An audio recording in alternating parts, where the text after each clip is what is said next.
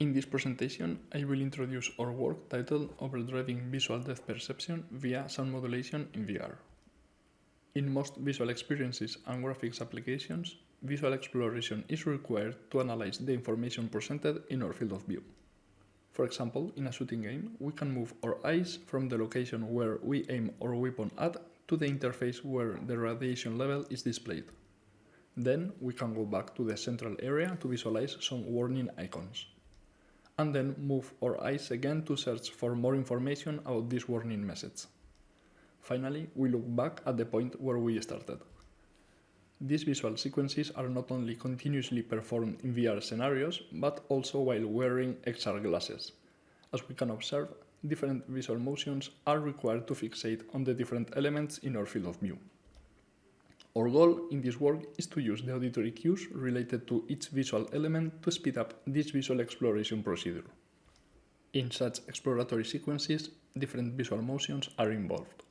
The most typical motions are visual saccades, which are rapid ballistic movements where both eyes move in the same direction, and last typically less than 200 milliseconds. Conversely, divergence movements are required when fixating at a different depth. In this case, each eye moves in a different direction, and completion times are much slower than those for saccades, now up to 1 second. Lastly, when both motions occur simultaneously, the corresponding combined motion is performed, which is faster than pure divergence motions but still much slower than visual saccades. These combined motions are the ones we aim to speed up by using sound modulation. Let us visualize how we propose to use sound cues to speed up visual convergence motion. We start by fixating on one point at some distance. When the original target Tref appears, a visual saccade combined with convergence motion is required to fixate on it. In this reference case, audio source is collocated with visual stimulus. Since performing this full divergence change might be slow, we propose to reduce the divergence variation.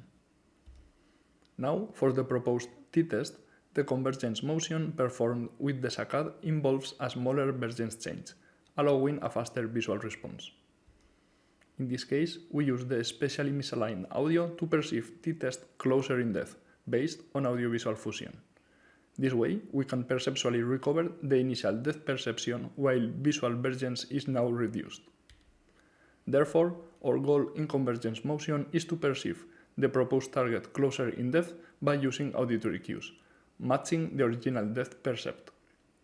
To do so, we modulate audio source spatial location by maximizing loudness variations and interaural differences. Since we want to perceive the audiovisual stimulus closer and interaural differences work especially in near distances, they can strengthen the effect as long as we remain within the spatial fusion limit between the audiovisual cues.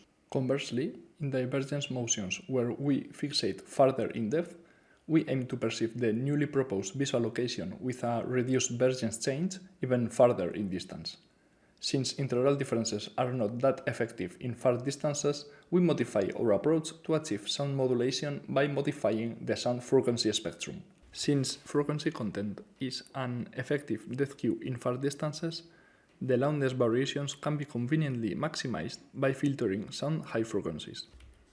We test our method in our main experiment, where these traffic cones are used as visual targets for fixation, t-test, and Tref. Eccentricity values considered are 8 and 16 visual degrees, in line with natural saccade amplitudes. As we already mentioned, both divergence motions, convergence and divergence, are considered. The divergence range considered is split into near and far ranges, for reasonable divergence changes to be overdriven by sound. Lastly, different sound modulation conditions are considered for t-test case. We first try collocated condition, where audio source is just collocated with t-test, displayed with the PC label. As first overdriving attempt, we set audio spatial location matching original depth, indicated by PM. Then, the first overdriving level sets a sound variation of 3 decibels with respect to Tref's sound cue. The second overdriving level and the third overdriving level set larger loudness variations. As we can see, Divergence sound variations are larger since integral differences are not involved and sound loudness remains the only factor. In addition, baseline condition without any sound cue is included to verify correct visual depth perception. A total of 80 conditions are tested in 240 trials performed per participant. The task starts by looking at the initial fixation. The first target appears, for example, TREF, and participants react to it. Then fixation is displayed once more. And the second target spawns, with the corresponding visual reaction from the user. After both targets have been presented, participants need to select which one was perceived closer in depth. We show first the results obtained in convergence motion. Vertical axis shows the ratio of selecting the target that was visually closer as the one that was perceived closer in depth, while horizontal axis shows all the sound modulation levels. What we expect to see is that with stronger sound modulation levels, the ratio of choosing the visually closer target decreases, showing a stronger depth overdriving effect. We observe the same effect for divergence condition. Notably, since integral differences were involved only in convergence, the effect is stronger in that case.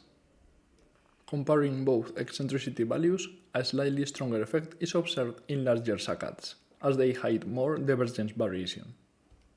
Lastly, by comparing different divergence ranges, a stronger effect is observed in the far range since larger changes in visual distance are involved.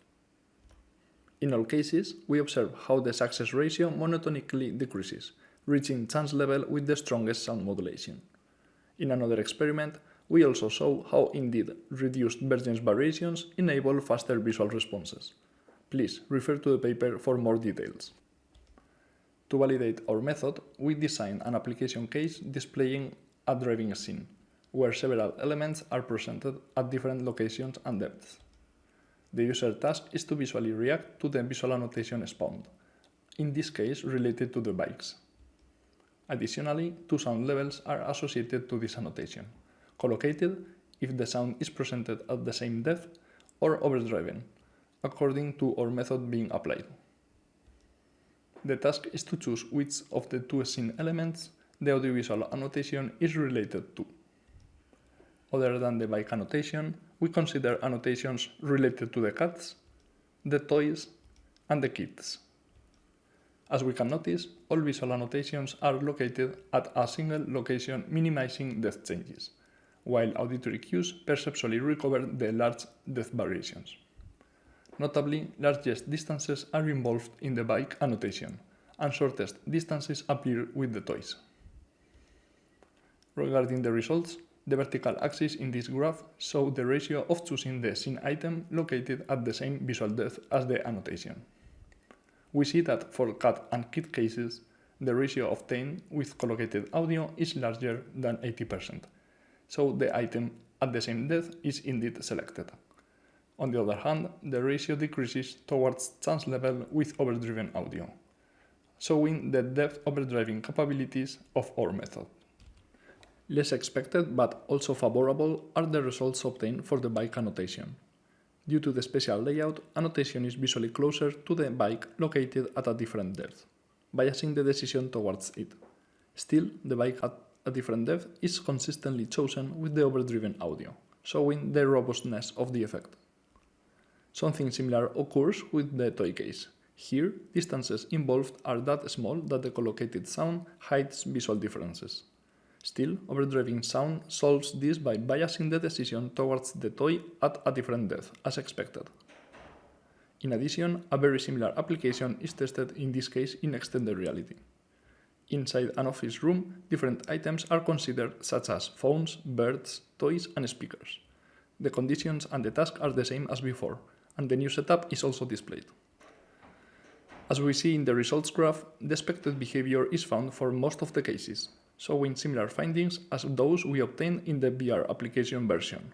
While the special layout bias for the item farther in distance is now solved, very small distances involved in the bird case still remain as a limitation to get the desired behavior. Lastly, as potential future work directions, it will be interesting to investigate how recalibration effects from task-related feedback could diminish the overdriving effect, for example if some eye-hand interaction is required.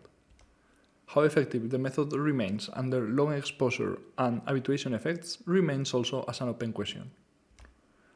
In addition, our approach could be helpful to recover and improve depth perception under conditions where depth is compressed to reduce the divergence accommodation conflict. Thank you for your attention.